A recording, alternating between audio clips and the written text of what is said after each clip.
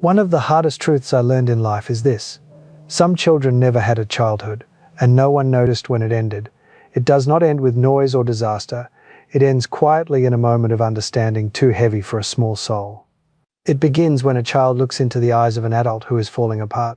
Not dramatically, not always violently. Sometimes it is addiction, sometimes rage, sometimes a silence so hollow it feels endless. The child does not analyze this moment. There are no words for it, but something ancient awakens inside them. If I do not hold this together, everything will collapse. This is how a child disappears, not in body, but in spirit. They learn to smile when they want to cry. They learn to read the air before they speak. They learn which version of themselves keeps the room calm. Slowly, they become the emotional center of the household. The one who notices moods, the one who prevents explosions, the one who absorbs tension so others do not have to. They grow up too fast, not because they want to, but because safety demands it. And the world applauds them. You are so mature, so responsible, so strong. No one asks what was taken in exchange. This is the invisible grief of those who grew up early. A grief without funerals, without witnesses, without permission, and it does not fade with age. It follows you quietly into adulthood, shaping how you love, how you work, how you measure your worth. If you never understand what happened, you will keep living by rules that once saved you, but now slowly drain you. To understand this, we must first understand what truly happens to a child forced into this role. When a child is required to emotionally support adults, psychology gives this a name, parentification. It means the child becomes the caretaker, the mediator, the protector, the one who holds everyone else together. This is not just unhealthy, it changes the brain. A nervous system built for safety becomes a nervous system built for vigilance. The child learns to scan constantly for danger, for shifts in tone, for emotional storms forming before anyone else notices. They walk carefully, they speak carefully, they love carefully. Love becomes transactional. If I keep the peace, maybe I will be safe. If I disappear, maybe I will be loved. Their needs begin to feel dangerous. Other people's needs feel urgent. So the child vanishes emotionally. In their place appears someone capable, useful, impressive. The good child, the achiever, the listener, the one who never asks. They wear this identity so well that even they forget it is a mask. But nothing buried alive stays silent forever. Deep inside, something aches, something mourns. The child who was never protected is still there, asking a question no one ever answered. Why did no one save me? As the years pass, the symptoms grow more complex. Hyper-independence, difficulty resting, discomfort with joy.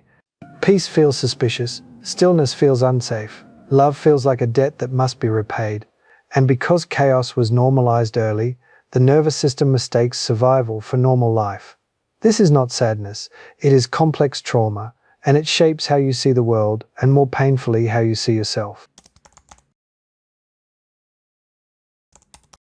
People often ask why a child would take on such a burden. The answer is simple and devastating. Children will do anything for attachment, even abandon themselves. This choice is not conscious, it is biological. When safety is uncertain, authenticity is sacrificed for belonging. That is not weakness, it is intelligence, it is instinct. But here lies the tragedy. What once saved you now imprisons you. Many adults walk through life highly functional, deeply praised, and quietly exhausted.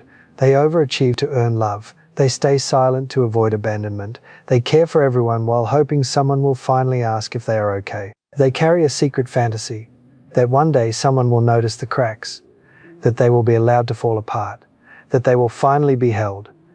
This longing does not belong to the adult, it belongs to the child who never got to be one. Healing does not begin with fixing, it begins with witnessing. Until you validate what happened, you will minimize it.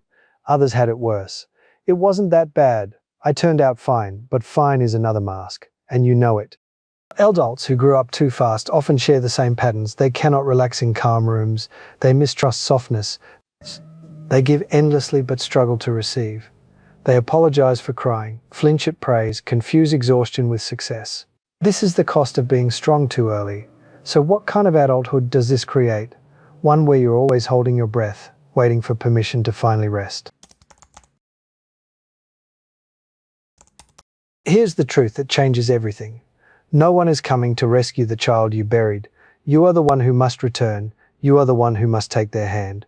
You are the one who must say what no one ever said. You did not deserve that. You were just a child. You can rest now. This is the beginning of real inner work. Not fixing, not performing, not bypassing pain with forced positivity. It is turning toward the abandoned parts of yourself and saying, I see you, I hear you, I'm not leaving. This process is not gentle.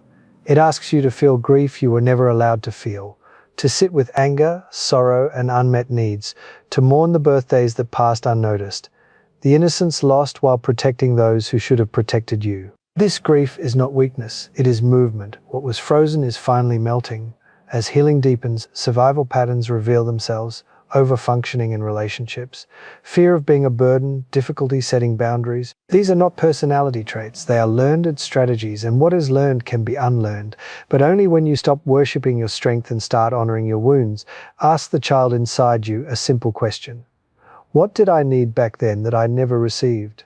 The answers are often quiet. Reassurance, play, rest, safety without conditions. Slowly you begin to give these things to yourself, not to change the past, but to stop reliving it. As Carl Jung once said, there is no coming to consciousness without pain, and shadow work asks us to face what we avoided for years. It's not to become someone new, but to remember who we were before survival shaped us. If you grew up too fast, your maturity was never the problem. The problem was that you had no choice. Now you do. You can choose softness. You can choose rest. You can choose to stop carrying what was never yours. There will be days you feel like a child again. Good. That means the child is finally coming home. You are not broken. You are becoming whole. And maybe for the first time, you're growing up the right way.